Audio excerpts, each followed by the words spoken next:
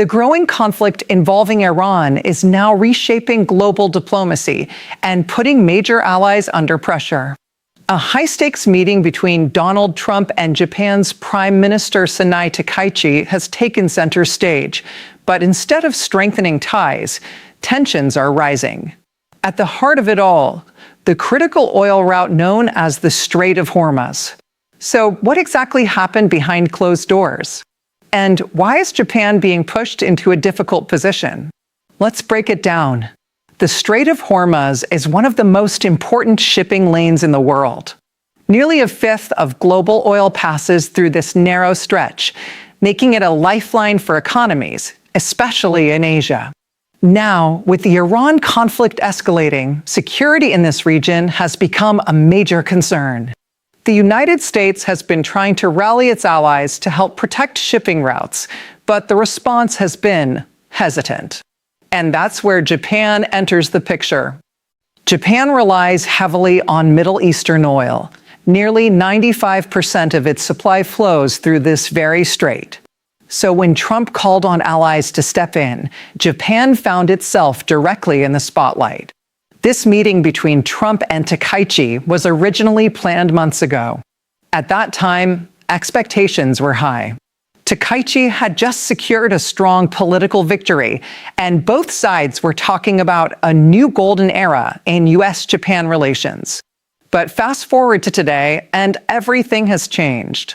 Instead of focusing purely on trade and cooperation, the Iran crisis dominated the conversation. Before leaving Japan, Takaichi herself admitted the talks would be very difficult. And she wasn't wrong. In the Oval Office, Trump made it clear he wants allies like Japan to do more. Even though he later downplayed the need for help publicly, his message during the meeting suggested otherwise. So what does stepping up actually mean?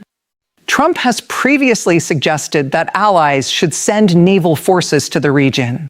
In simple terms, military involvement. But that's where things get complicated for Japan. After World War II, Japan adopted a pacifist constitution. This means it cannot engage in military action unless it's strictly for self-defense. So sending forces to the Strait of Hormuz? That's a huge political and legal challenge. And it's not just about laws. Public opinion is strongly against war. Recent surveys show overwhelming opposition among Japanese citizens to any involvement in conflict.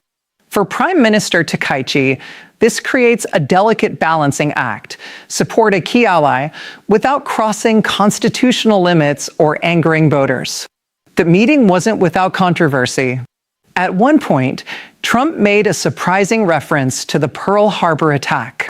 He questioned why allies weren't informed in advance about military actions, drawing a comparison to Japan's surprise attack in 1941. The comment raised eyebrows and added an awkward moment to an already tense discussion. Despite this, Takaichi remained diplomatic. She acknowledged the seriousness of the global situation and emphasized cooperation. She even expressed confidence that Trump could help bring peace, a statement seen by many as strategic diplomacy. But Iran wasn't the only issue on the table. China also remains a major concern for Japan. Tensions between Tokyo and Beijing have been rising, especially over Taiwan. China views Taiwan as part of its territory and has not ruled out using force. Japan, on the other hand, has hinted it may respond if Taiwan is attacked. This has further strained relations. During the meeting, Takaichi tried to strike a balanced tone, saying Japan is still open to dialogue with China. At the same time, she stressed the importance of stability in the region and global supply chains. Beyond security, economic concerns were also discussed. Japan is currently dealing with inflation, a weak currency, and slow growth. Strengthening economic ties with the U.S. is crucial. There were also discussions about a new missile defense initiative inspired by Israel's system. This could mark a significant step in defense cooperation between the two countries. So where does this leave us?